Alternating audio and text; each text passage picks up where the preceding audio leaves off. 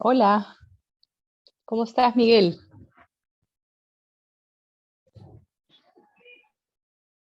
Hola Pamela, ¿qué tal? Bien, ¿y tú qué tal? Qué gusto de verte. Igualmente, igualmente. ¿Ya estamos listos? Mm, Claro. Ya, si te parece bien, entonces yo te presento más o menos en los mismos términos en que habíamos armado el póster, Ujú. ¿no? Sí, sí, Ya, voy. perfecto, perfecto. Está bien, Genial. gracias. No, gracias a ti. Y si no tienes inconvenientes, ¿podemos grabar? Sí, claro. Estupendo, estupendo. Entonces, a ver, voy a deshabilitar la sala. Ujú.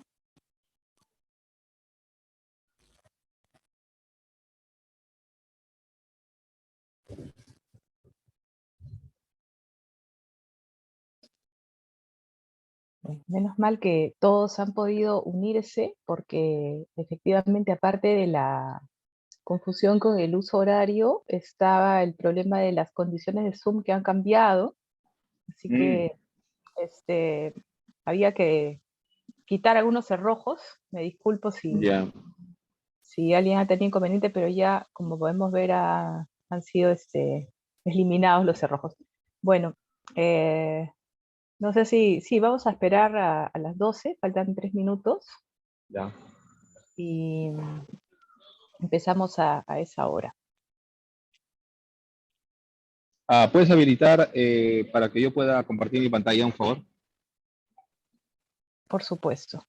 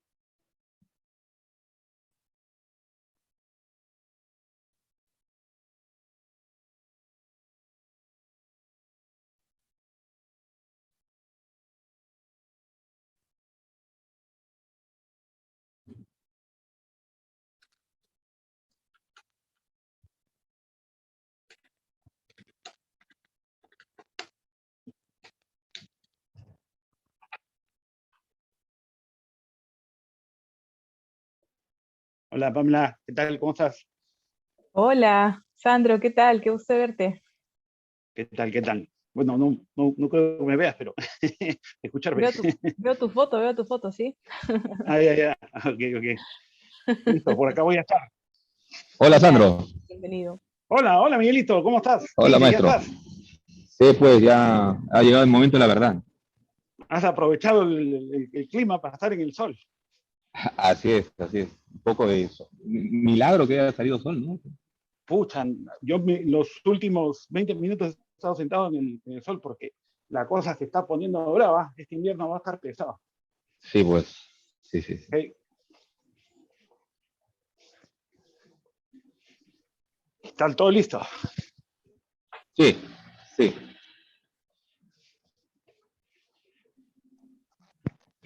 Aquí te vamos a escuchar y a ver si por ahí comentamos algo. No, seguro, es todo un tema para... A ver, no queda, estoy medio desactualizado, estoy metido en mis cosas. Buenas tardes, Pamela, Sandra. Hola, Hola, hola. Luisa. Qué gusto de verte. ¿Cómo Luisa, estás? Buenas ¿qué tardes. tal?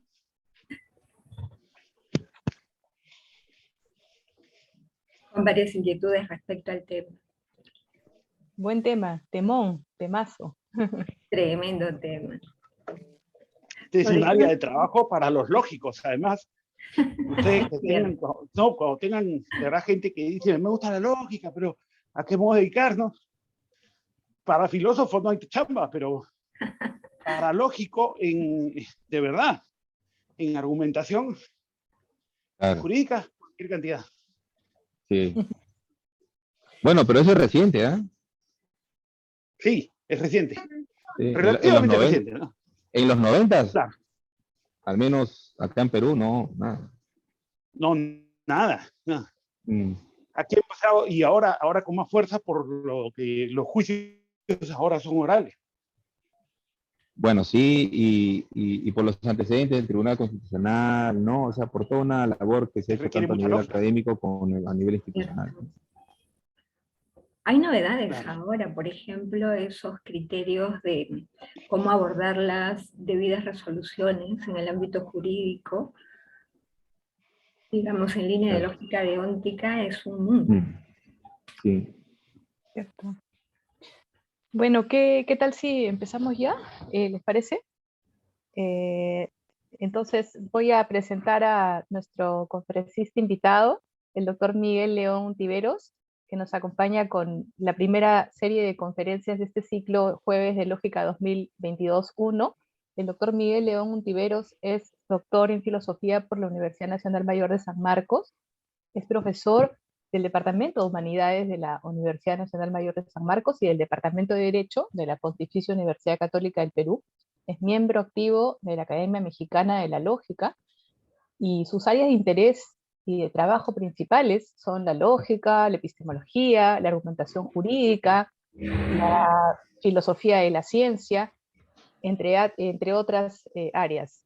Y hoy le damos la bienvenida con esta conferencia en la que va a hablar del dilema de Jorgensen, el problema de la aplicación de la lógica al derecho. Muchas gracias, Miguel, y bienvenido. Bien, muchas gracias, Pamela, coordinadora de Lógica en Estudios Generales Letras de la Universidad Católica. En general, gracias por la gentil invitación. Y nada, yo me lo que voy a tratar de hacer es mencionar algunas soluciones que se le ha tratado de dar en la literatura y plantear un punto de vista con respecto a la concepción de verdad que normalmente se maneja en la filosofía del derecho. Pero claro, este es un tema que trasciende a la filosofía del derecho, también está en la filosofía de la lógica, etc. Entonces, espero que les pueda interesar.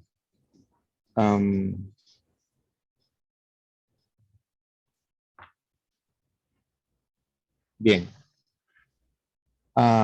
Bueno, voy a compartir mi pantalla un segundo. Ya, ok. Bien, bueno, esta es una de las pocas fotos que he podido conseguir de Jorgensen, que es el hombre que está al frente de todos. En fin, es un personaje un poco conocido, al menos hasta donde yo he podido ver.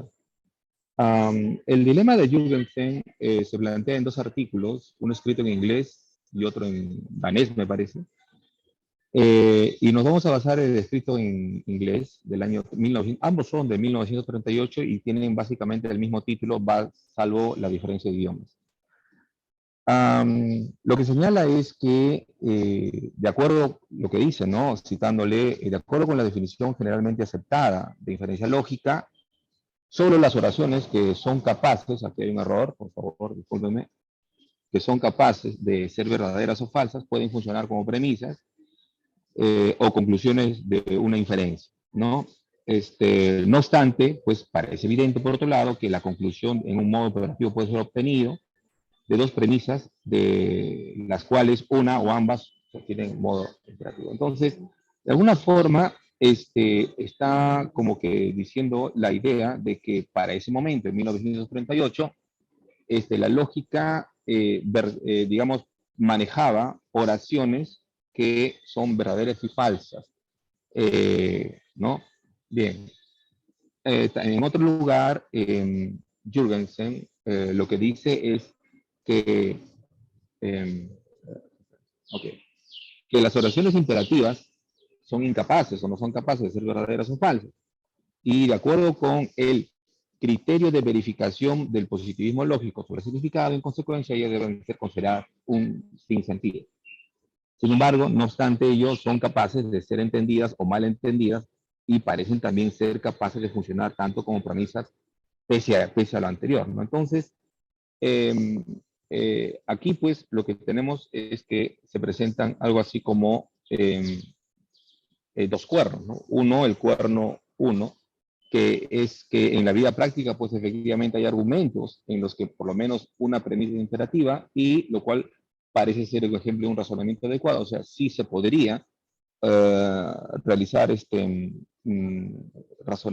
inferencias lógicas utilizando imperativos como premisas, pero por otro lado, se dice pues como quiere que los imperativos no tienen valor de verdad, entonces no habría carecerían de sentido, ¿no? Porque en términos clásicos no son ni verdaderos ni falsos, y por tanto pues no habría lugar para la aplicación de la lógica al derecho en la medida que exista por lo menos un imperativo en cuestión, ¿no? Que podría ser la prohibición de matar, la prohibición de fumar, etc. Pero esto a su vez presupone algo, ¿no? Y yo quisiera pues invitarlos a contextualizar, ¿no? En 1938, si bien es cierto, estábamos ya frente a los resultados de Gödel en el 31, de Skolem también en los 30, de Turing y Church del 37.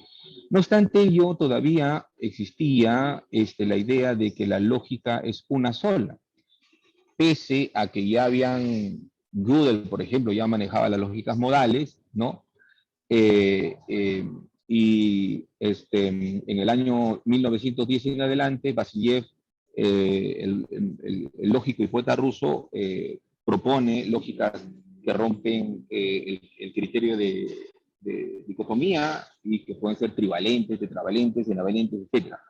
Pero no obstante ello, en el año 38, en esa década, pues el paradigma imperante era pues la lógica clásica, no había más que esto, ¿no? Y David Hilbert, que es un filósofo de las matemáticas y uno de los que propulsó bastante la teoría de la demostración, en la llamada metamatemáticas, pues decía que la lógica que nosotros necesitamos es la lógica aristotélica, haciendo referencia a la lógica que se trabajaba pues desde mediados del siglo XIX a la fecha, ¿no? O sea, a inicio del siglo XX. Por tanto, dado ese contexto, creo yo, de que aquí en este dilema se propone sobre presupuestos. Uno, que la lógica es única. Dos, que hay una relación unilateral entre lógica y razón en favor de la lógica. Es decir, la razón está regida por la lógica hegemónica, es decir, la lógica clásica. Y además,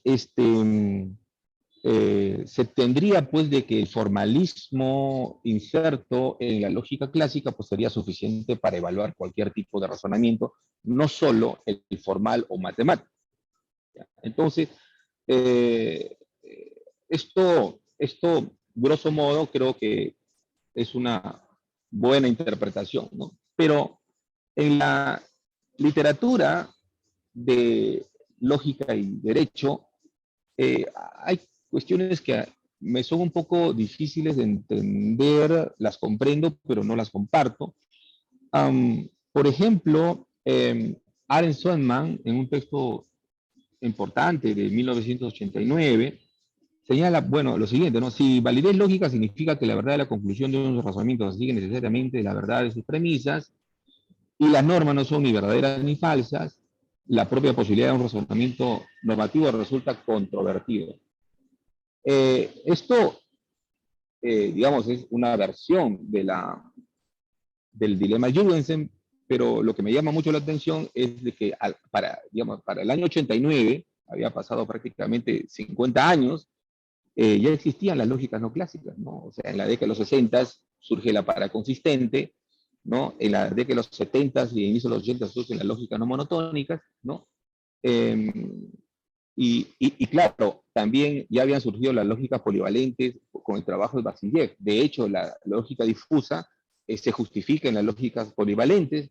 Esta es la Fuzzy Logic de Sade, ¿no? Entonces, pero lo que me sorprende acá es, o llamo la atención, de que todavía sigue siendo un paradigma de que la lógica, digamos, es categóricamente presentada mediante la lógica clásica.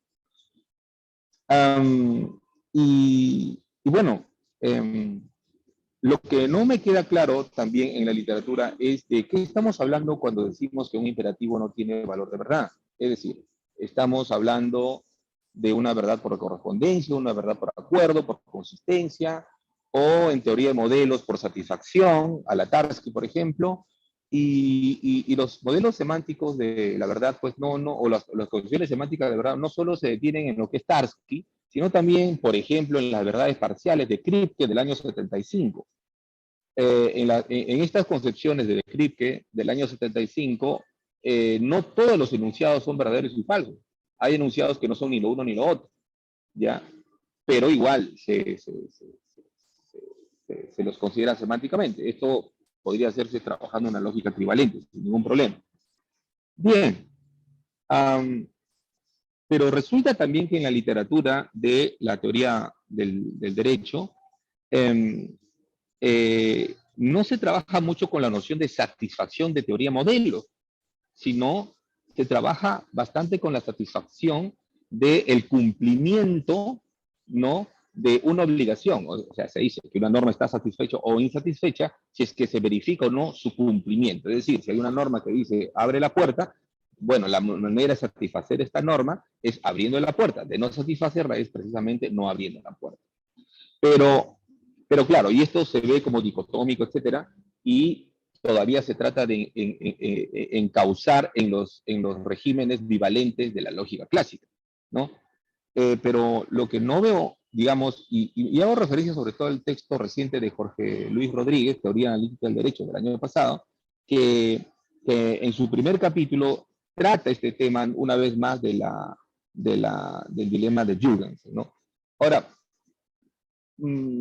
¿por qué nos interesaría, por ejemplo, en el derecho una satisfacción sub J, que sería la satisfacción del cumplimiento de las obligaciones, versus una satisfacción sub L, que sería la satisfacción que se maneja en la teoría de modelos, que como hace Tarski?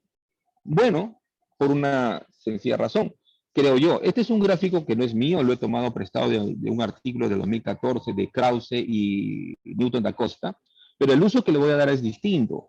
Cuando nosotros hablamos de satisfacción sub J, ¿ya?, estamos viendo hacia el lado izquierdo del gráfico, es decir, si es que se verifica o no una orden, ¿no? Abre la puerta, ¿no? Y a la izquierda se ve si el individuo efectivamente llamado a cumplir la obligación abre la puerta.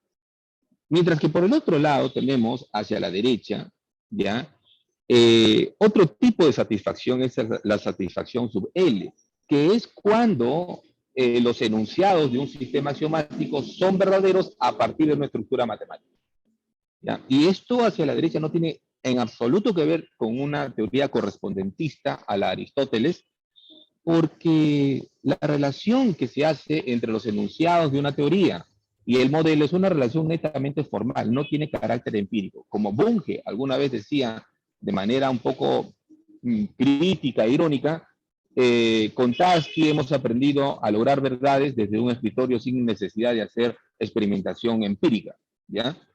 Y claro, sí, efectivamente eso es lo que uno hace, es decir, con Tarski, o sea, aplicando teoría de modelos, podemos evaluar si un conjunto axiomático o un conjunto de axiomas es verdadero o falso, en la medida que haya por lo menos un modelo que satisface dichos axiomas, ¿ya? Y esa tarea es un cálculo de pizarra, es un cálculo lógico matemático, si se quiere, que está totalmente ajeno con cualquier consideración empírica que uno pueda tener.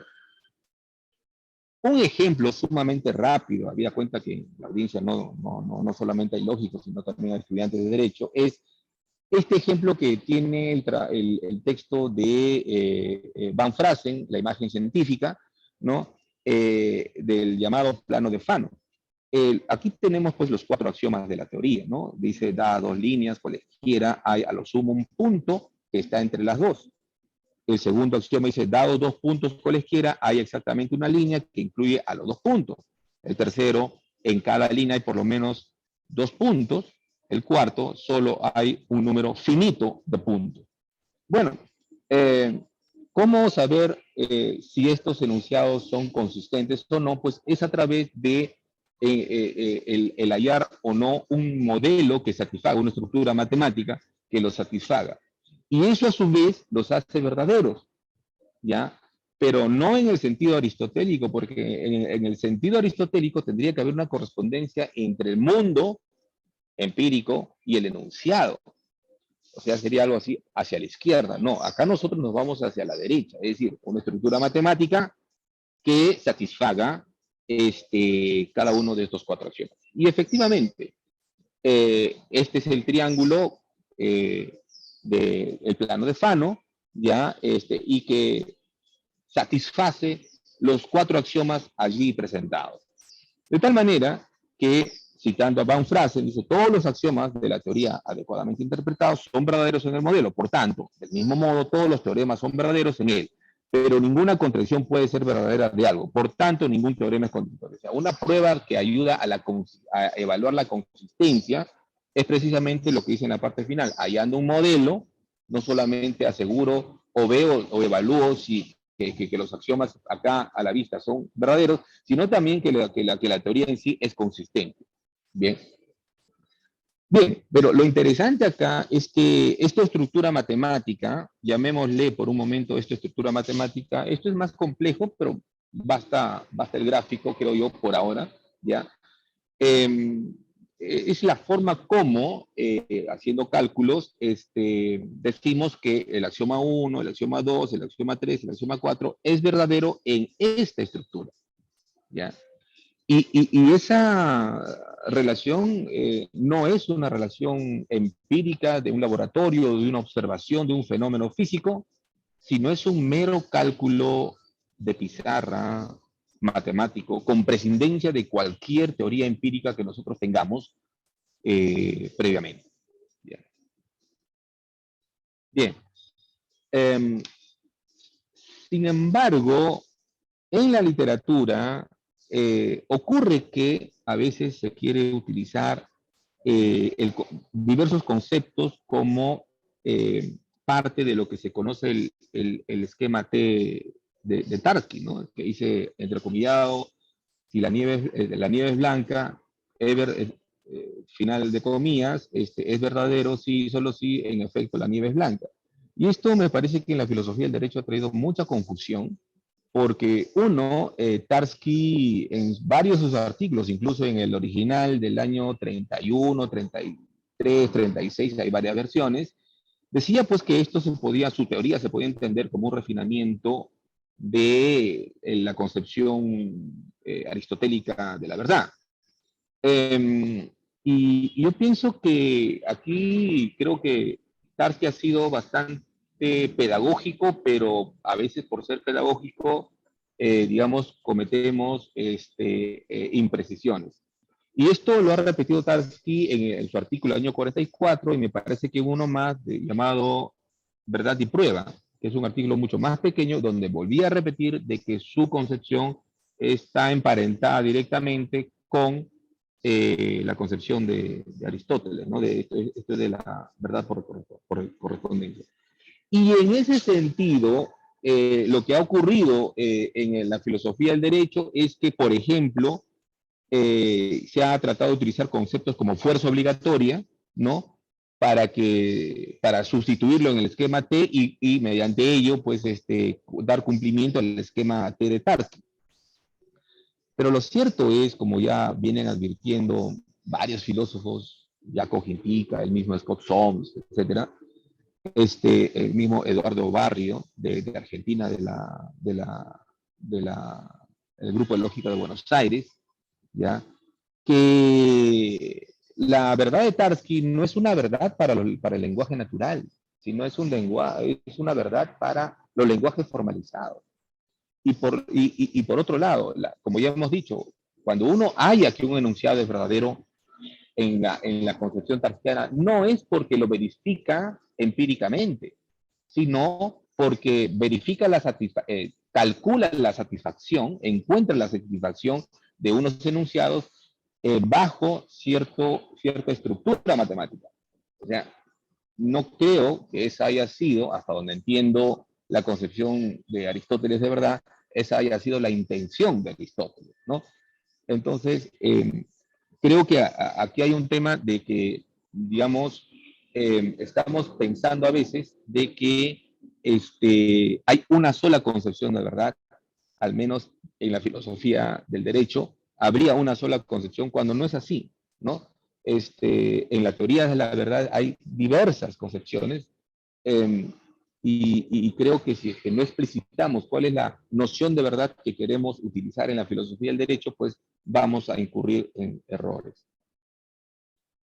Bueno, lo otro también es que se pretende hallar algo así como verdadero o elementos de verdad en la noción de pertenencia. Esto es utilizando teoría de conjuntos a partir de los trabajos de Alchorrón y Buliguín del año 71 en adelante, ¿no? Los sistemas normativos se especifican como relaciones entre dos, como el producto cartesiano de dos conjuntos, por un lado el universo de casos y por otro lado el universo de soluciones, y cada par ordenado pues sería una norma que pertenece a ese producto cartesiano o un subconjunto del producto cartesiano.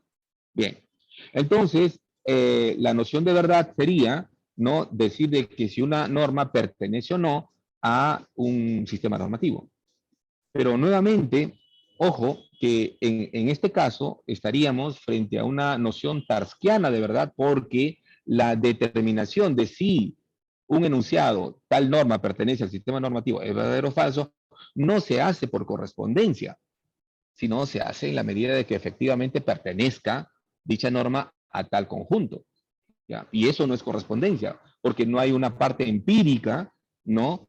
Es decir, no hay una relación entre el lenguaje y mundo empírico, que es lo que presupone la concepción aristotélica de la verdad. Entonces, una vez más, vemos cómo es que la noción de verdad, creo yo, la falta de claridad en la concepción que tenemos, juega un rol, pero en contra de este trabajo. Bien, bueno, y en ese sentido también, pues, digamos, se hace la distinción entre una proposición normativa y una norma, ¿no? Que las normas no serían, pues, propiamente detentadores de verdad, pero sí las proposiciones normativas, en cuanto que estos especificarían si pertenecen o no. Pero claro, una vez más, estamos presuponiendo, creo yo, una verdad por correspondencia. O sea, nuevamente creo que resta o nos queda pendiente en la filosofía del derecho evaluar qué concepciones de verdad nosotros tenemos y en todo caso nosotros tendríamos que utilizar en nuestros trabajos. Alchorrón, que bueno, por quien tenemos la más grande admiración, que es uno de los autores del famoso sistema AGM, ¿no?, la dinámica de creencias del año 1985, que hiciera juntamente con David Mackinson, nada más y nada menos, y también con Peter Gerdenfors, nada más y nada menos. Él trabajó una noción de consecuencia lógica, ¿ya?, pero que no tenga el concepto de verdad. Pero me parece que entendiendo que esa verdad era como un impedimento para una lógica de los imperativos.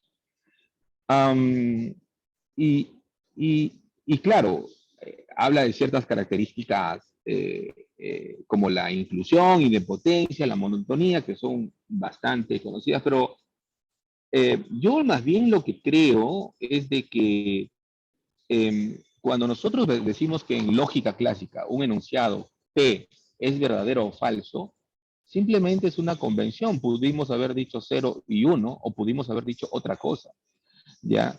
Pero no es que sea efectivamente en términos aristotélicos verdadero o falso, ¿ya? De tal forma que las proposiciones, ¿no? Son verdaderas o falsas simplemente porque hay una función veritativa que les asigna ese valor. Pero esa función veritativa es una función matemática, ¿ya? Y por lo tanto, cualquier cálculo que se haga de asignación de verdad, de valores de verdad, es únicamente de pizarra. Es un mero ejercicio. No tiene en absoluto nada que ver con la parte empírica. Que yo lo quiera vincular con la parte empírica no le agrega ni le quita a la función veritativa nada en absoluto, ¿ya? Eh, pero lo otro que me interesa, y creo que ya en el año 2013 o 14, un filósofo del derecho, me parece que fue Guastini, si la memoria no me falla, proponía, por ejemplo, el uso de las lógicas trivalentes. Yo cuando trabajé esto, básicamente por esos años, del año 2012 al 2016, ¿ya? Yo me preguntaba, y bien, ok, el dilema dice que los imperativos no tienen valor de verdad. Ok, entonces hay lógicas polivalentes que precisamente trabajan con enunciados que no tienen valores de verdad. Por ejemplo, las trivalentes. Y en las trivalentes hay un montón de sistemas trivalentes distintos entre sí. O sea, son trivalentes, pero no, pero semánticamente tienen diferencias, ¿ya?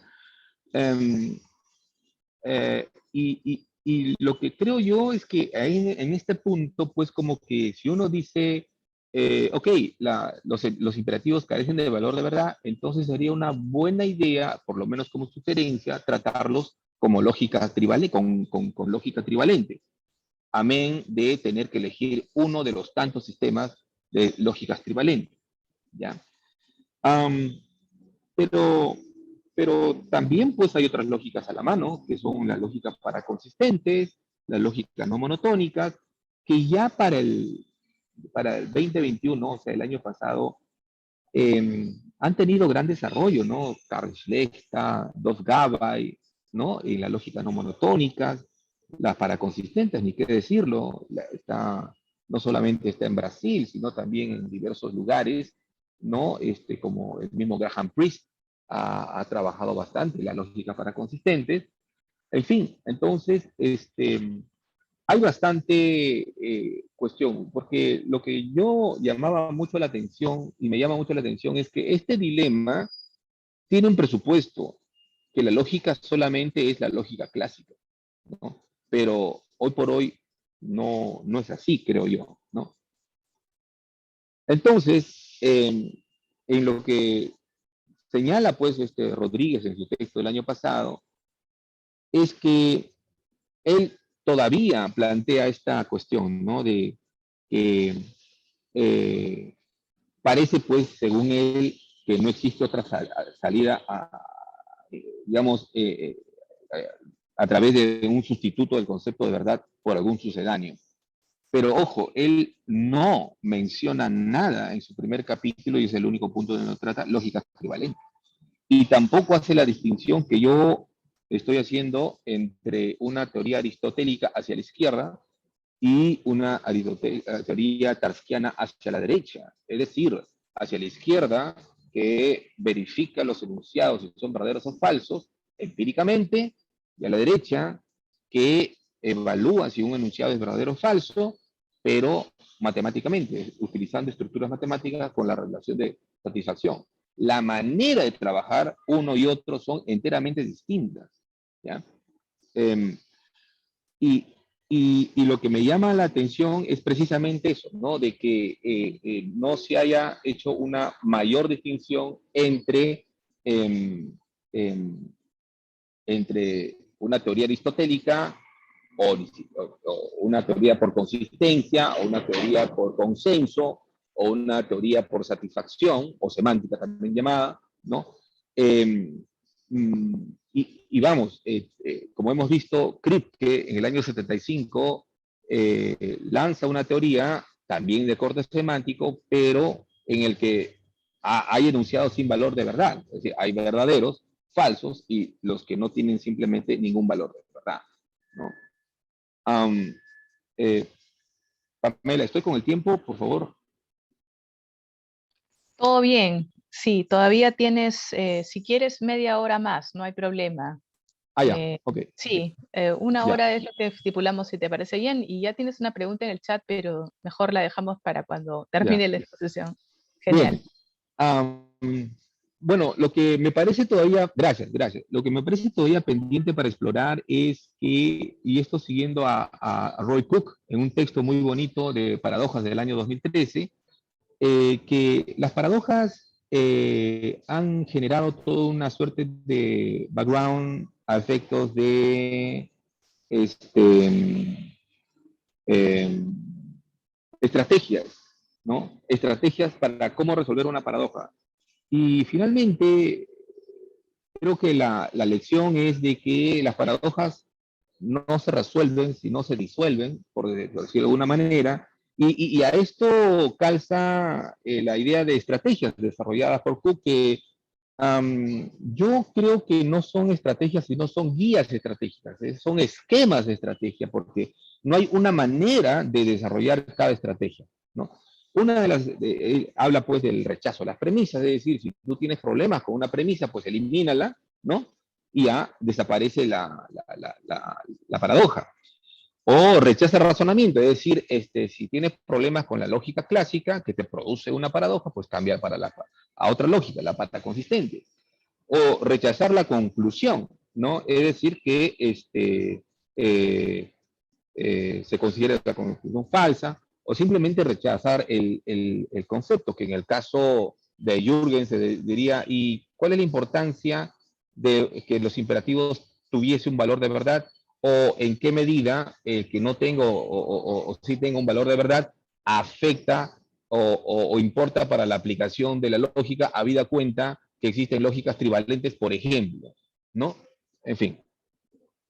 Bueno, ok, entonces la primera estrategia, pues lo que podemos hacer es decir lo siguiente, ¿no? Ok, los imperativos carecen valor, ¿verdad? Pero ello no es un óbice para la aplicación de la lógica. No a la luz de 1938, sino a la luz de lo que ocurrió después con la lógica. Es decir, las lógicas polivalentes. Las lógicas polivalentes no necesitan que todos los enunciados sean verdaderos o falsos, ¿no? Y estamos hablando de las trivalentes, y hay una buena cantidad de sistemas trivalentes distintos entre sí. La otra, una segunda guía, pues, estratégica sería, pues, bueno, algo que dice, pues, que las lógicas, que además del empleo de las lógicas clásicas, o de la lógica clásica, en este caso, la deóntica estándar, que es una extensión de la lógica clásica, y por ende cumple, pues, los principios de identidad, tercio excluso y no contradicción, pues ir hacia otra lógica que de repente ofrezca mejores características para el razonamiento legal de los jueces. Pero lo que me preguntaba también es si en la filosofía de derecho no hemos caído en un sesgo, es decir, queremos evaluar los argumentos jurídicos, ¿no? Con herramientas lógicas. Y a la luz de lo que se conoce como la epistemología formal, ahora los razonamientos ya no se evalúan con herramientas lógicas, sino con probabilidades, ¿verdad? Con teoría de juegos, ¿no? O sea, con otras teorías matemáticas, perdón, con teorías matemáticas, ya no lógicas. Entonces, mi pregunta es, ¿por qué seguimos incidiendo en el tema de la lógica cuando el logicismo fracasó Es decir, la pretensión filosófica de reducir todo el conocimiento a la lógica clásica fracasó, y fracasó dos veces. Uno con Frege y otro con Russell, ¿correcto? Bien, entonces, ¿por qué seguir intentando? ¿Por qué? Porque además, allí, al menos para Jürgensen, surge el dilema de cómo es posible tratar con lógica clásica imperativos que carecen de valor de verdad. No obstante ello, nosotros, si utilizamos, por ejemplo, probabilidades, algoritmos, teoría de juegos, me parece que ya nos surgiría el dilema de Jürgensen. Y, sin embargo, tanto las probabilidades, algoritmos y teoría de juegos presuponen como lógica subyacente a la lógica clásica. Sospecho que creo que eso es lo que tendríamos que hacer en adelante. Es decir, emplear ya no formalismos lógicos, sino formalismos matemáticos para la evaluación de los argumentos jurídicos y otros aspectos del derecho. Una tercera guía estratégica, pues, podría decir, bueno, los imperativos carecen de sentido, ¿ya? Pero es como cuando uno aplica una variable, por ejemplo, en probabilidades, A es un evento, pero conjuntistamente es un subconjunto o simplemente es un conjunto. Lo interesante acá es que A lo entendemos a efecto de su aplicación como un evento, pero es un conjunto. Claro, alguien diría, pero los conjuntos no son eventos. Sí, pero es la manera como aplicamos la teoría de conjuntos en la versión probabilística cuando evaluamos, digamos, la ocurrencia de las cosas, ya sea las tendencias, las frecuencias, o ya sea la creencia de que algo vaya a ocurrir, ya sea en la versión objetiva o en la versión subjetiva. Por tanto, pienso que cuando uno dice P, puede entenderlo como que efectivamente se refiere a una oración que tiene valor de verdad, pero puede entender todo lo contrario. Por ejemplo, en el sistema AGM de Alchorrón y Bulliguín, perdón, Alchorrón, Gerdenfors y Mackinson, P puede ser tanto una creencia, ojo, como un estado de un sistema. Y cuando yo digo que P puede ser estado de un sistema, es la aplicación de esta fórmula P a un cambio, en este caso, computacional. Pero los estados computacionales no son ni verdaderos ni falsos, simplemente son lo que son, ¿correcto? Y no obstante ello, se puede aplicar el sistema GM. El sistema GM no se reduce a la lógica proposicional, por supuesto, sino digamos, es una teoría que tiene tres operaciones de aportar algo, es decir, la expansión, de quitar algo, es decir, la contracción, y de revisión, es decir, que quitas y aportas algo. Y eso modelaría de manera bastante simple el cambio epistémico o el cambio de estados en una base de datos. ¿Ya? Entonces, el hecho de aceptar que los imperativos carecen de valor, ¿ya? Yo creo que aún así no sería un óbice para aplicar la lógica proposicional, por ejemplo, porque no pienso que el fundamento de la lógica proposicional sea verificacionista, porque en la teoría de AGM no lo es. Y porque en la teoría de probabilidades estamos llamando a un conjunto evento, ¿no? Cuando ontológicamente el evento y el conjunto son distintos. Bien. Y bueno, este gráfico a mí me gusta bastante porque me permite explicar varias cosas. Yo creo que, y esto lo hago, digamos, y como también lo he hecho en mis clases, con riesgo a ser muy, muy simplista, creo que en el derecho nos falta distinguir entre dos teorías, lo que yo he llamado una teoría de la verdad a la izquierda, simplemente por un tema de ubicación del gráfico, y teoría de la verdad a la derecha. Y me parece que he explicado bien esta distinción, que hacia la izquierda lo que tenemos pues es una teoría de la correspondencia de Aristóteles, ¿no? Donde allí, por ejemplo, se interesa pues verificaciones empíricas en laboratorio u observaciones, ¿no? Y el científico tiene que mancharse las manos, no vale los cálculos en pizarra únicamente. Pero a la derecha pasa otra cosa totalmente distinta. Ni siquiera entramos a un laboratorio y solo son trabajos en pizarra, donde, al igual que en el caso del triángulo de Fano, pues si satisface, entonces es verdadero, si no satisface, entonces es falso, ¿no? Y eso con prescindencia de cualquier concepción empírica que tengamos. Entonces, yo pienso que hacer esta distinción de la izquierda y la derecha, que es muy simple o simplista, creo yo, pero es suficientemente gráfica para, para poner el pie en el sentido de decir, en el derecho parece que tenemos todavía la tarea de evaluar las diversas concepciones de la verdad y ver qué rol cumpliría cada una. Ahora, por ejemplo, si decimos que el enunciado, la norma N, pertenece al sistema normativo, tiene valor de verdad, verdadero o falso, lo que no queda claro, y ya lo hemos mencionado, es qué concepto de verdad empleamos. Empírico, aristotélico, semántico, ¿no?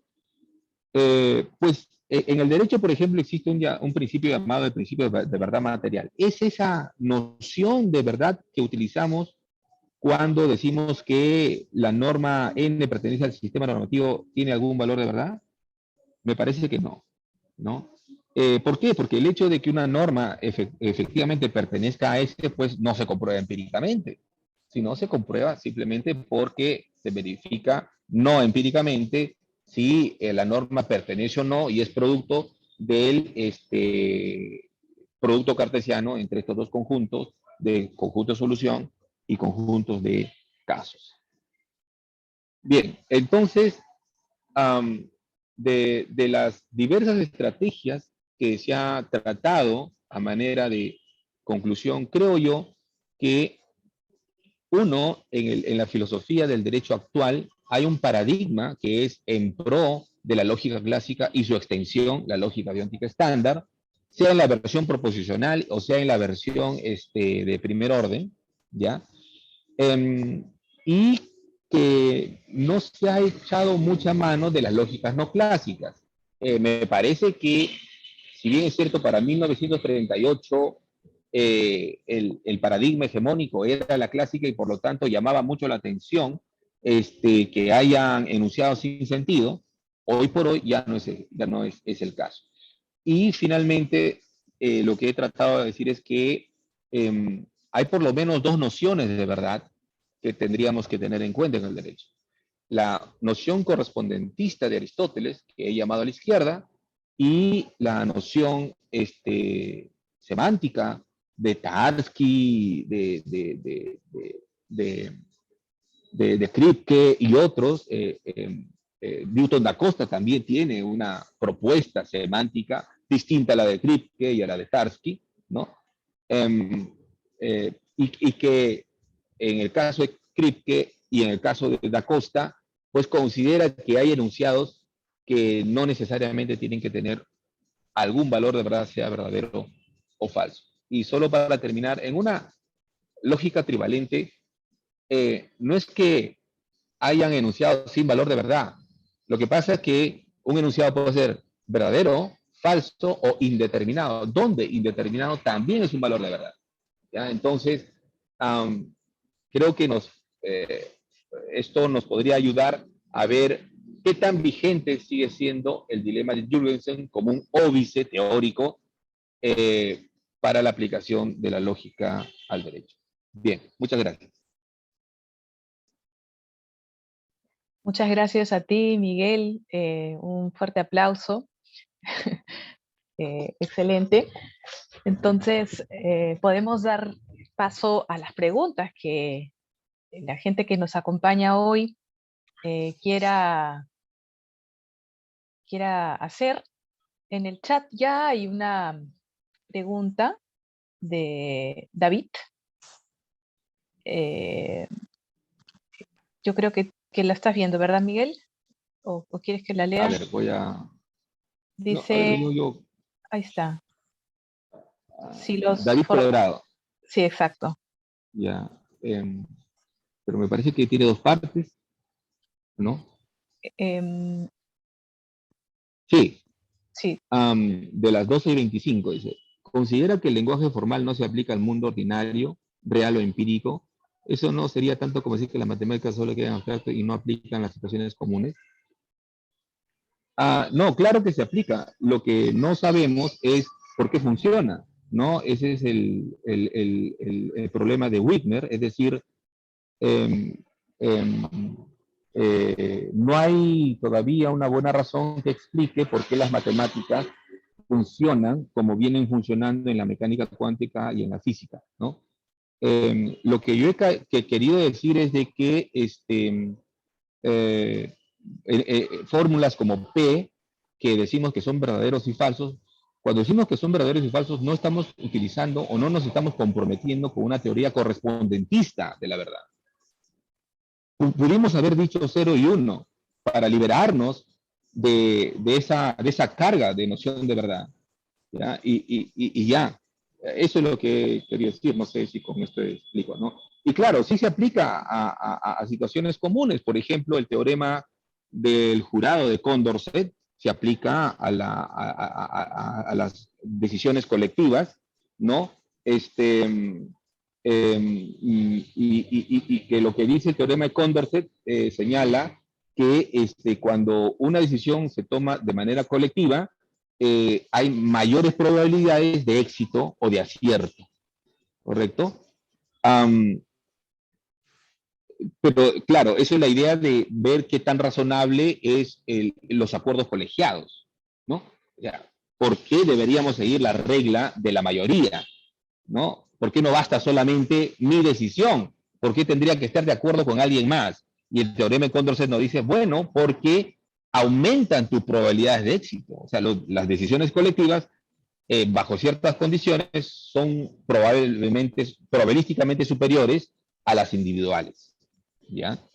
Y claro, esa es como una no, respuesta, ¿no? Dos, a ver, dice, si los formalismos matemáticos se basan en los tres principios de la lógica clásica, como creo que señaló Peano, entonces reemplazar los formalismos lógicos por matemáticos no equivaldría solamente a cambiar los signos o del lenguaje, pero al mantener, ¿ok? Los presupuestos lógicos simplemente dirían ambos lo mismo. No, porque, por ejemplo, el condicional en lógica no es lo mismo que el condicional en probabilidades. O sea, el teorema de Bayes, que es un condicional, no tiene los mismos resultados que el modus ponens, que trabaja también con condicional. Haynes, que fue un teórico de las probabilidades, decía,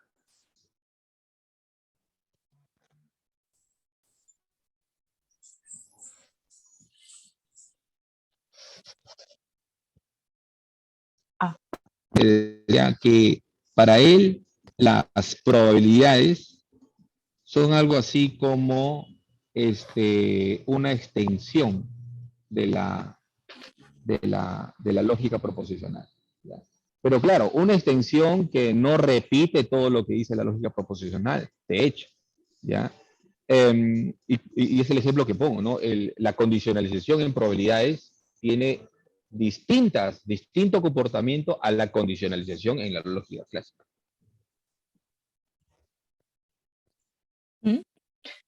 muy bien. Ok. ¿Alguna pregunta que quieran formularle al conferencista invitado? es posible plantearle cualquier pregunta que tengan. Bueno, yo tenía una duda y era si es que se podría decir que esta lógica que apuesta por resultados más, podríamos decir, empíricos o reales, corresponde a ciencias de hecho, mientras que una lógica más formal corresponde a ciencias formales. Es decir, en ciencias formales aplicamos tranquilamente la lógica formal, calza perfectamente, pero ahí falla cuando lo aplicamos a las ciencias de hecho, creo. Entonces, es por eso que se requiere otro tipo de lógica para algo como el derecho, que trata de experiencias más empíricas, experiencias más de la vida concreta, ¿no? Real, ¿no? Claro. No sé qué es lo que piensas. No, sí, totalmente de acuerdo, Sandro. Ayer conversaba con unos estudiantes y decíamos, ¿cuál es el rol del razonamiento deductivo en una sentencia? ¿Qué tanto juega? O algo que tenemos acá en Perú y que nos pasamos realizando mucho, los cautelares. Para los que no son de derecho, los cautelares son decisiones intermedias entre la demanda y la sentencia, intermedias, de carácter provisional, ¿ya? Por lo tanto, el juez ahí no está seguro de nada, ¿ya? O sea, no está seguro quién va a ganar, no está seguro. No obstante ello, tiene la potestad de afectar, ¿ya? Pero eso tiene que ser justificado. Entonces, esa justificación se tiene que basar en dos criterios. Algo que llamamos el periculum in mora, que se dice el peligro porque el proceso se demore, ¿ya? Y la verosimilitud del derecho, es decir, que a partir de las evidencias aportadas, aparentemente el demandante tendría la razón. Es un razonamiento totalmente provisorio. Bien, no parece deductivo, pues, ¿no?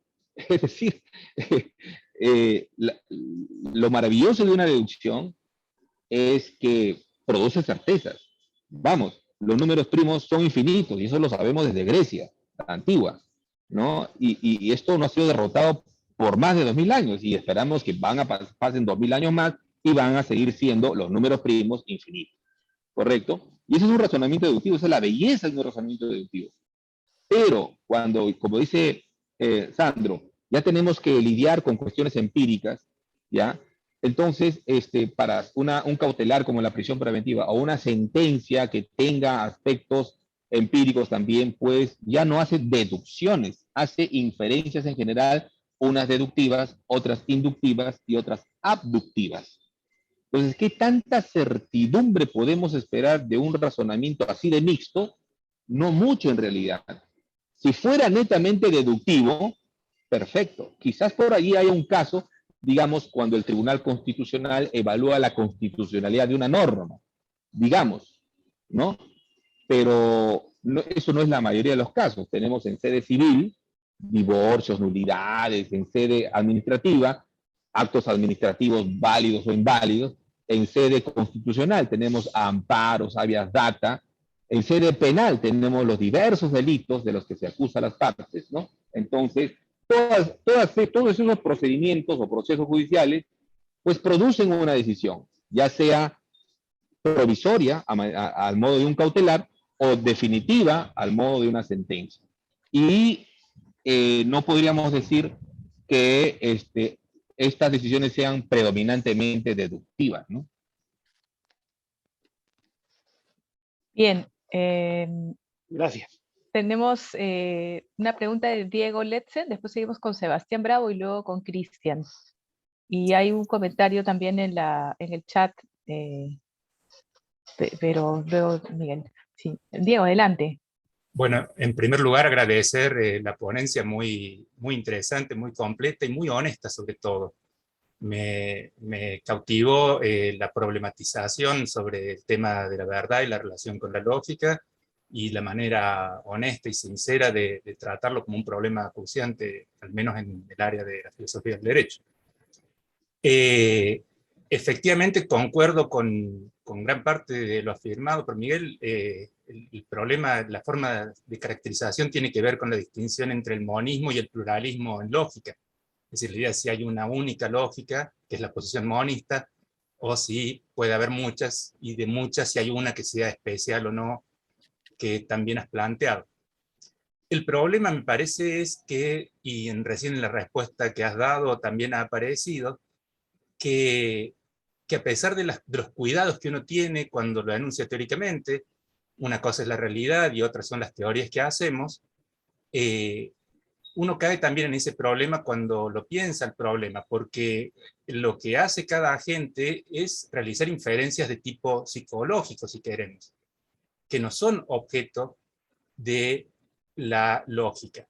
Lo que hace un juez, lo que hace un fiscal, lo que hace un abogado, son procesos internos que serán objetos de una consideración teórica, y ahí el resultado será una teoría. Y lo que el monista dice, yo tampoco concuerdo con las posiciones monistas, pero lo que dice el monista es que en última instancia, los criterios para esas teorías, la noción de necesidad que funciona dentro de esas teorías, es una noción clásica. En la misma teoría GM de dinámica de creencias, el operador de consecuencia abstracto que definen a Chevron, Garzón y Matheson es una noción clásica de consecuencia. Bayes en la teoría de probabilidad, lo mismo. El desafío está, que es un poco lo que ha hecho Newton da Costa, también está en mostrar que uno puede construir fundamentaciones de esas teorías que no tengan como lógica de base una lógica clásica. Me parece que efectivamente, como está planteado el programa de investigación, es muy adecuado y va al núcleo de la cuestión. Y esa era mi pregunta, si compartía este diagnóstico o no, o si le parecía que no, digamos, que el problema digamos, de la aplicación de la lógica era un problema diferente y que no es necesario, digamos, que uno puede atenerse a los resultados empíricos y ser más descriptivo respecto a los modos en que la gente efectivamente razona o realiza inferencias, y dejar de lado entonces la justificación clásica de la lógica. Bien, gracias, Diego. Bueno, no tengo, sí, creo que tienes razón en el diagnóstico. Quizás por ahora me siento más tentado de ver modelos matemáticos aplicados al derecho, porque tengo la sensación de que muchos de los problemas surgen por las técnicas que utilizamos. Como el dilema Jorgensen. Nuevamente, no creo que sea posible que surja el dilema Jorgensen si es que en el derecho utilizamos matemáticas. No creo, digamos, no lo veo, no lo veo. Puede ser que esté equivocado, pero no. He tratado de, no sé, si utilizamos probabilidades, ¿no? No sé, ontológicamente no lo veo, pero puede ser que yo esté equivocado. Bueno, eso es lo que te puedo decir en realidad. No tengo mucho. Creo que estoy en un momento en que estoy cambiando ciertas cosas y creo que en mi charla se ha notado, ¿ya? Y pienso quizás, bueno, yo tengo un poco la influencia de Rohit Parikh con sus social software, ¿no? Que lo que él quiere hacer es aplicar matemáticas a los problemas sociales. Y lo que él hace es precisamente utilizar teoría de juegos, algoritmos y una serie de cosas para lidiar con problemas como, por ejemplo, la partición de una herencia, ¿no? O la división de o la partición de una empresa quebrada, ¿no? Digamos, una empresa que quiebra tiene 1 millón de activos, pero tiene acreedores que en total suman 5 millones, pero en distintas proporciones. ¿Cuál es la mejor manera de asignarle el patrimonio resultante a los acreedores de esta empresa quebrada, ¿no? Y son cosas que nos interesan en el derecho concursal, por ejemplo. Igual en un bien indiviso, es decir, que está en copropiedad, ¿no? Y las partes se pelean y dicen, bueno, yo quiero quedar a la calle y tú quédate al fondo. Entonces, ¿cuál es la mejor manera? Y hay también soluciones que que yo he visto con el profesor Parik en ese sentido. Entonces,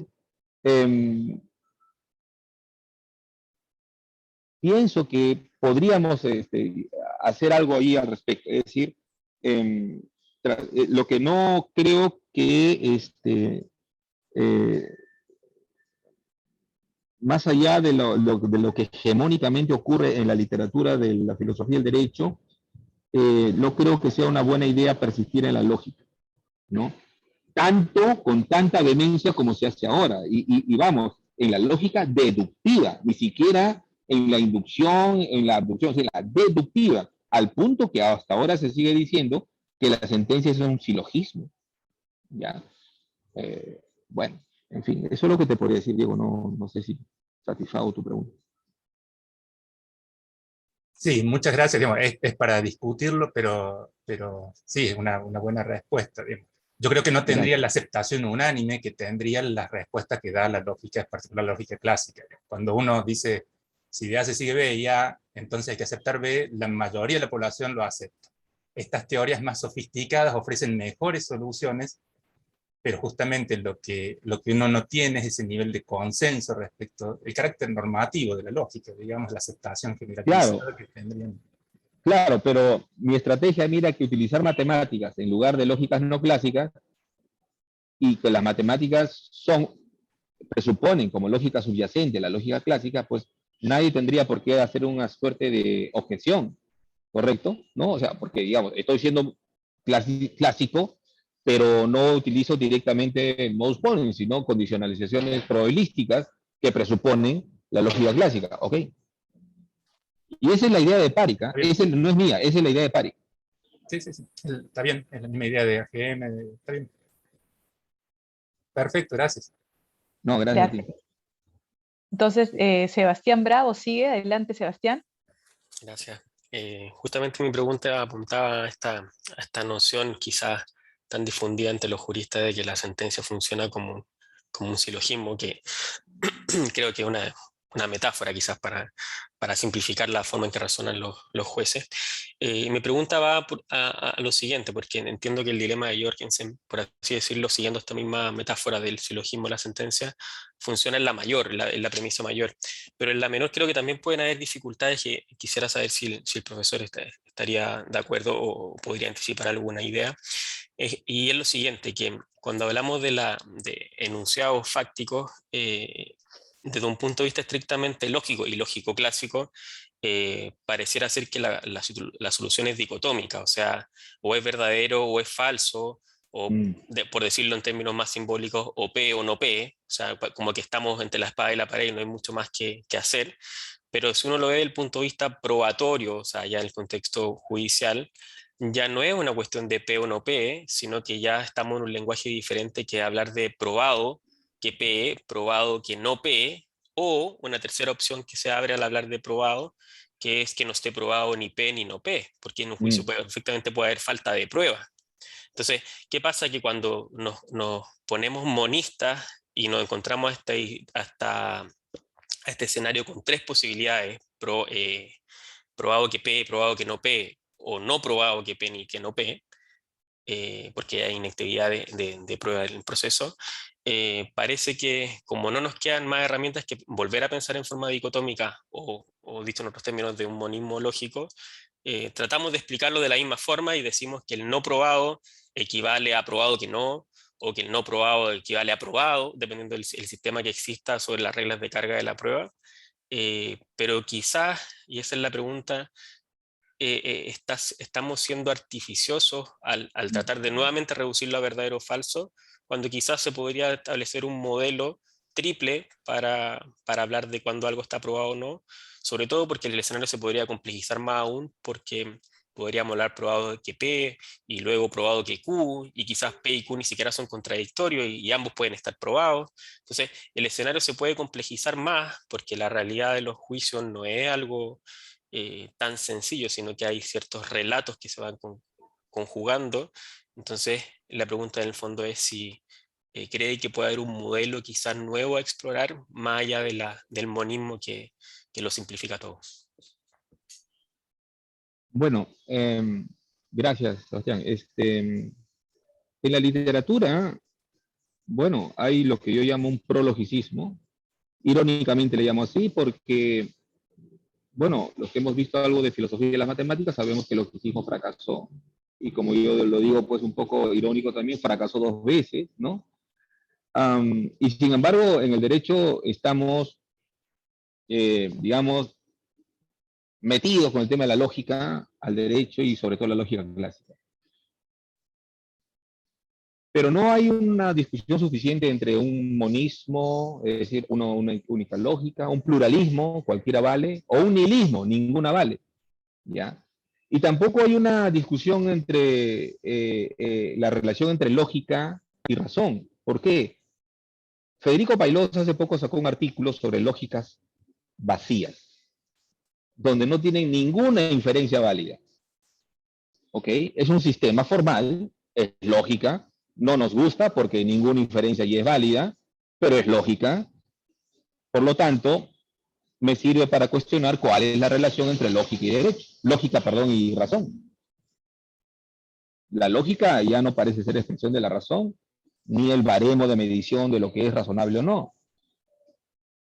Y creo que esa discusión nos falta en la filosofía del derecho. Entonces, no, claro, por decreto, la filosofía del derecho es monista, por decreto, ¿ya? Y siguiendo tu idea, Sebastián, yo sí comparto, y yo lo pondría en esos términos, ¿no? Yo creo que no tenemos que apelar a la noción de silogismo, eh, y además eso implicaría comprometernos con que las sentencias son eminentemente razonamientos deductivos, ¿ya? Pero no es el caso, o sea, digamos, hay bastante valoración de pruebas muchas veces, y esos razonamientos no pueden ser deductivos, ¿ya? Que los pretendamos meter a un asunto deductivo, sí, claro, lo venimos haciendo, pero eminente no lo son, ¿no? Y yo me diría también, es que a mí me gusta mucho el asunto de los cautelares porque, vamos, con los cautelares a veces hacemos nosotros cosas terribles, es decir, privamos a una persona de su libertad por 8 meses, 9 meses, 3 años, ¿ya? Y ese cautelar es una decisión provisional, o sea, eminentemente provisoria. No obstante ello, lo hacemos. Entonces, eh, pienso yo que este monismo malentendido por decreto nos lleva más bien a ocultar otros aspectos eh, que como tú indicas, ¿no? Que, que surgen en la misma cuestión decisoria, sea de un cautelar o sea de una sentencia.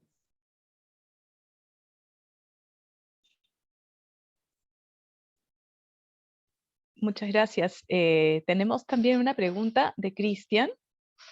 Adelante.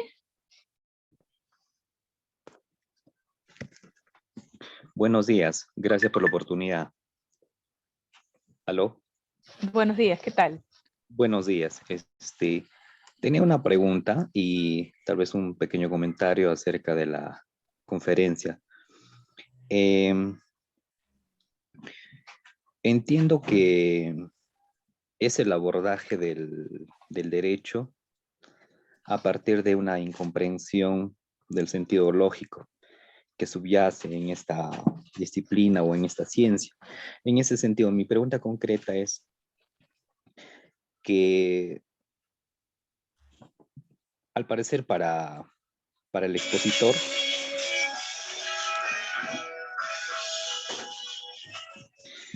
existe un pseudo problema que ha sido planteado por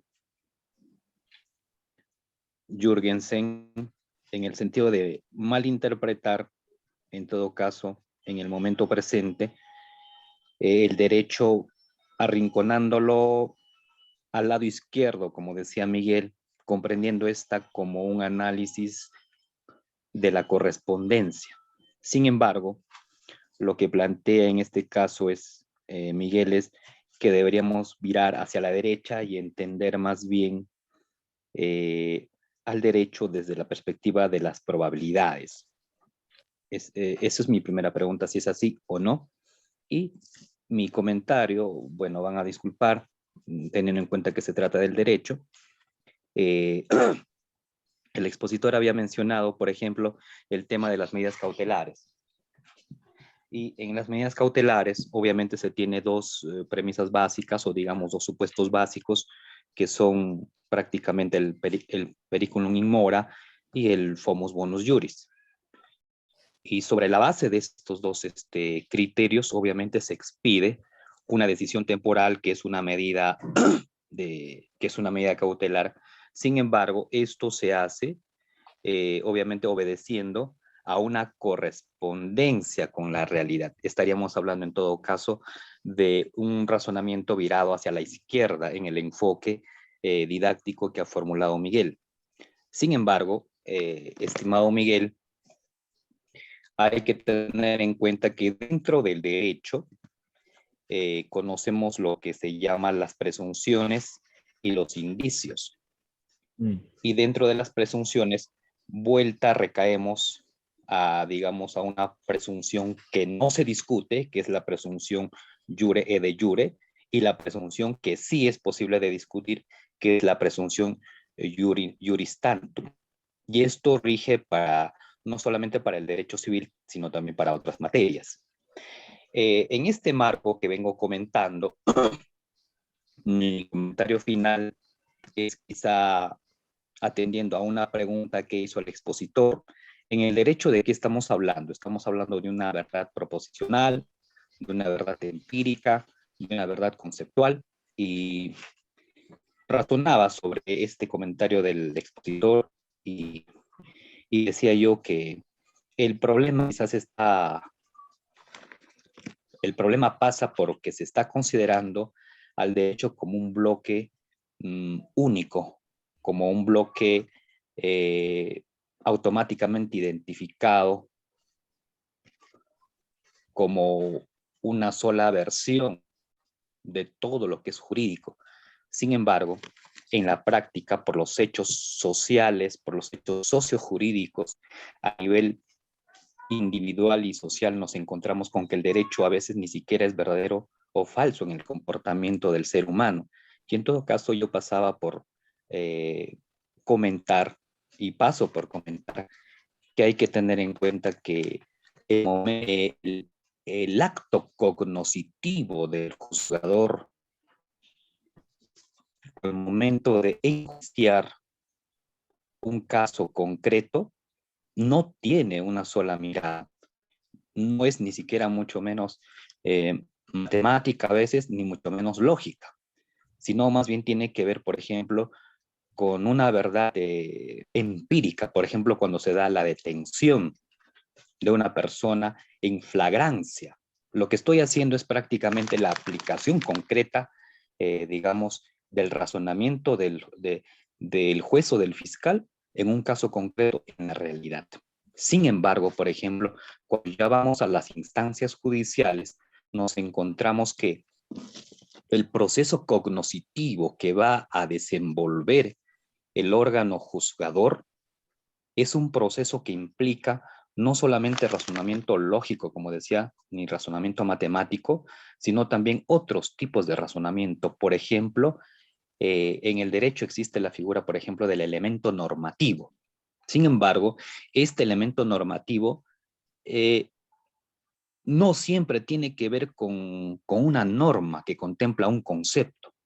Sin embargo, se discute el concepto dentro del instituto que nosotros denominamos elemento normativo. Entonces, permítame concluir señalando que a partir de esto yo creo que lo propuesto o lo señalado por el expositor Miguel está bien, ¿no? En el sentido de considerar la probabilidad, y dentro de esto también el hecho de considerar una lógica clásica. Sin embargo, sería bueno añadirle a esto las otras posibilidades de razonamiento o las otras posibilidades de acceso a la verdad o las otras heurísticas que muy bien se aplican en cualquier rama del derecho. Muchas gracias.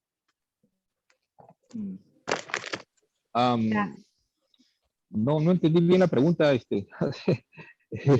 No sé, Cristian, por favor. La primera pregunta sí la entiendo, pero la segunda no sé cuál era tu pregunta. No fue la segunda, solo la primera. La primera era simplemente si el hecho de explicar como un problema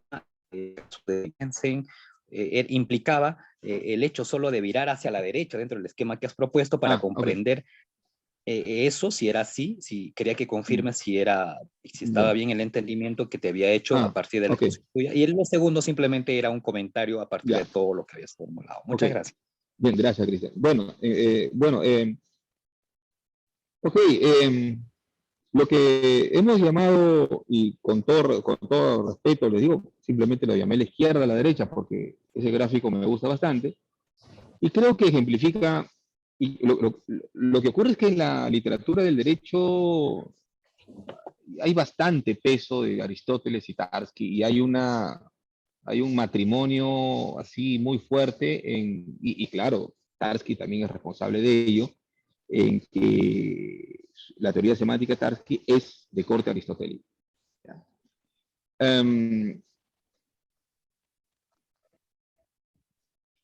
Lo que estamos proponiendo es hacer la distinción, no dejar de lado lo que hemos llamado la teoría de la derecha.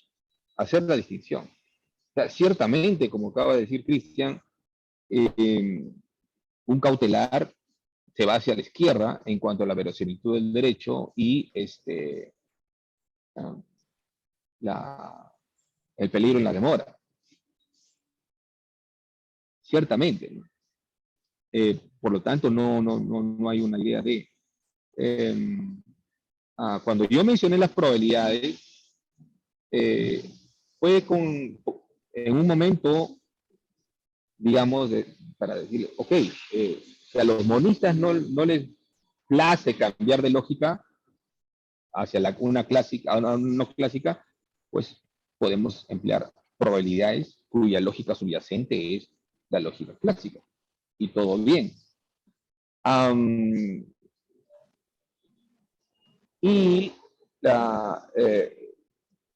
También la idea de que una sentencia, pienso yo, en una sentencia, el razonamiento deductivo no creo que juegue ni el rol tan importante que la literatura le endilga, ¿ya?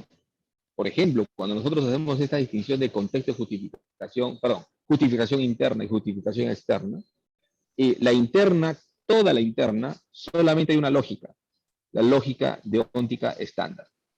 Solamente hay eso. Y en la externa, pues vimos interpretación, valoración de las pruebas, pero no mencionamos ni siquiera una lógica, no mencionamos probabilidades, no mencionamos abducción, no mencionamos inducción, recién lo estamos haciendo. Ojo que la literatura sobre la abducción en el derecho es reciente, ¿eh? No es... Y vamos, en filosofía la abducción es desde Peirce, del siglo XIX, por lo menos, y hay quienes lo rastrean mucho más atrás. Entonces, cuando hablé de un razonamiento probabilístico, quizá, fue también para dar cuenta de que la sentencia es más compleja que un razonamiento deductivo, ¿no? Pero con eso... claro, y también, pues, hablamos de presunciones, ¿no? Que yo no... Claro, Cristian mencionó las presunciones. Sí, yo no he hablado nada de presunciones. No sé si debo hablar ahora, pero en fin, yo tengo por ahí un artículo que hablo sobre eso, para el cual, sí, efectivamente, hay dos tipos de presunciones, que las que plantea Cristian, ¿no? Las absolutas y las relativas, ¿no? Las absolutas, y yo sigo en esto a Nicholas Reicher, son postulados, ¿no? Se presume que todos los ciudadanos conocemos lo que está escrito en los registros públicos. Mentira o no, pero simplemente se asume. Se asume. Es un postulado que no se puede cuestionar en principio. Pero la otra, ¿no? Se presume la buena fe del poseedor, salvo por el contrario. Entonces, ahí sí, ya. Entonces, Rescher hace la distinción entre una, una presunción absoluta, y es más, a él le llama a esa presunción postulado. Eso no es ninguna presunción para Rescher. Mientras que lo otro, sí, es un efecto de asumir algo provisoriamente, ¿ya? Y que posteriormente, con mayor información, se puede derrotar. Y ahí es donde se introduce la idea de la no monotonicidad del razonamiento con presunciones relativas, ¿no? Pero una vez más, ¿no? A los monistas tampoco les gustaría ir con lógicas no monotónicas, ¿no? Entonces, ¿cómo calzar el razonamiento con presunciones relativas mediante un esquema deductivo? ¿No? Pero en fin, creo que es una cuestión abierta. A mi gusto tendríamos que utilizar lógicas no monotónicas, ¿no? Muy bien, gracias. Tenemos una pregunta de Naval Elmir por el chat, que es para Miguel, que pregunta si podría explicar la diferencia entre la concepción de verdad de Aristóteles y la de Tarski. Sí, bueno, famosamente Tarski dijo, verdadero es aquello que cuando se dice de lo que es y de lo que no es. Y hay una suerte de match entre el enunciado y la realidad a la que se refiere ese enunciado. Y esto básicamente se ve cuando, por ejemplo, uno dice, en esta sala hay una persona hablando frente a un computador, y ese enunciado pues puede ser verdadero en la medida que se corresponda con lo que efectivamente ocurra en esta sala, y falso si es que no se corresponde. Y esa es una relación entre lenguaje y mundo empírico. Esto no ocurre en la verdad de Tarski. El mundo no interesa. Lo que interesa son objetos matemáticos, estructuras matemáticas, de la misma manera como vimos el tema en el triángulo de Fano. Presentamos 4 axiomas y simplemente un gráfico, ¿no?, que satisfacía esos axiomas. Aun cuando ese gráfico, que ahora le llamamos estructura matemática, no describa ninguna realidad, no haga referencia a ninguna realidad, ¿no? Por eso que yo presentaba, pues, de manera bastante gráfica y muy simple, ciertamente, esas teorías que son como que a la derecha. Es otra vía, es otro modo de razonar, es otro modo de pensar. Es un cálculo matemático en pizarra. Lo otro no. Lo otro, haces test, experimentaciones, haces muestreo, haces estadística, ¿no? Y dices, sí, pues, la confiabilidad de esta vacuna es de tanto, ¿no? Te va a proteger por tanto. Entonces, es otro modo de trabajar con esa noción de verdad, ¿no? Bien, muchas gracias, Miguel. En el chat tenemos una pregunta que ya se formuló hace rato y yo he estado respondiendo preliminarmente sobre la cuestión de la ambigüedad en el lenguaje para Wittgenstein, ¿verdad? Amalia justamente preguntó eso primero, digamos, es que es esta pregunta sobre la defensa del lenguaje cotidiano por parte de Wittgenstein, y si eso supone, preguntaba ella, que todo está perfectamente bien y que entonces la comprensión entre unos y otros está garantizada, ¿no? Yo te respondí preliminarmente, pero tú puedes complementar, seguramente tendrás más cosas que decir, que en realidad la respuesta de Wittgenstein iba a atacar la tentación de construir lenguajes ideales, ¿no? Es decir, concretamente las inclinaciones de Frege y Russell. Y esa es una tentación que él siempre combatió. Pero bueno, seguro que tú tienes más cosas que decir. Y también ella pregunta qué libros de lógica puede servir a un abogado para aplicar mejor la lógica al derecho? Son dos cosas que ha preguntado allí. Bueno, yo no conozco tanto como tú, vives, Pamela, así que yo estoy satisfecho con lo que has dicho.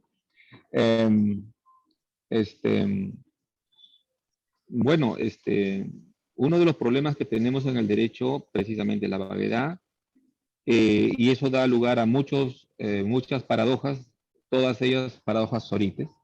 Por ejemplo, el concepto de crueldad. Hay varios casos en el que se dice, pues bueno, como el autor asestó tal número de cuchillazos a la víctima, actuó cruelmente, ¿no? Y tranquilamente con eso podemos formular una paradoja sorites, ¿no? O de ambigüedad. Y también, por ejemplo, con los llamados títulos onerosos, es decir, si yo tengo un celular que vale 1.000 soles y lo vendo a 999, voy a bajar una vez un sol en cada oportunidad al punto de que no voy a poder, ya el precio deja de ser equivalente en términos legales y por lo tanto ya más parece una donación que una venta, ¿no? Pero no obstante, formalmente o en apariencia, el contrato sigue siendo oneroso. Entonces, el concepto de oneroso también es un concepto vago. Y así, claro, seguramente la vaguedad sirve para expresar. El asunto es que cuando esto llega a una decisión judicial, necesitamos razones para saber por qué un contrato a mitad de precio sigue siendo oneroso, ¿no? Y no es una donación, por ejemplo, ¿no? ¿Por qué?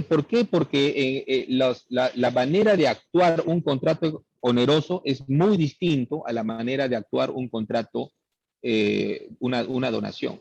Ojo, ¿ya? Y esa es la importancia.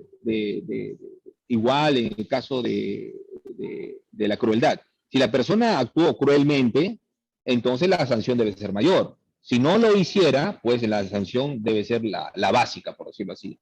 Entonces, es importante para el derecho distinguir lo uno del otro. El problema va que eso no es un problema tan sencillo, es una cuestión tan sencilla, es precisamente el problema de la vaguedad que en filosofía se conoce muy bien, ¿no? Ahora, con respecto a libros, bueno, están los de Kalinowski, ¿no?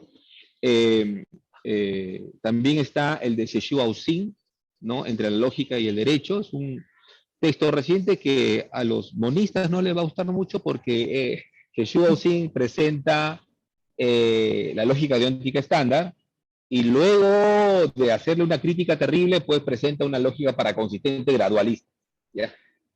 Entonces, en todo caso, si uno es monista, pues lea hasta la mitad y el resto pues lo puede obviar. Pero yo recomiendo mucho ese texto y está en español y es bueno, ¿no? En fin, y en ese texto también hay un montón de referencias bibliográficas, ¿no? A lo mejor, Miguel, puedes escribir el nombre de los autores en el chat para que Sí. puedan tomar nota de eso. Genial. Muy bien. ¿Hay alguna otra pregunta para el doctor Miguel León? Cualquier pregunta que tengan. Aprovechamos que está aquí. Perfecto. Genial. Gracias. ¿Alguna otra pregunta? Consulta, opinión. Ajá. Bueno, si no es así, si ya no hay más preguntas, entonces le damos las gracias, lo despedimos con un fuerte aplauso. Excelente aportación, muchísimas gracias. Gracias a todas las personas que nos acompañan, ya es hora aquí de ir a almorzar y nada, hasta el próximo jueves a las 12 horas de Lima. Se abre a las 12 en punto, no mucho antes por las ocupaciones. Gracias a todas, a todos. Hasta el próximo jueves. Adiós. Gracias. Gracias, Cuídense. Miguel. Chao, Gracias. Pamela. Gracias por la invitación. Cuídense mucho. A ti. Gracias. Gracias a todos. Chao. Gracias.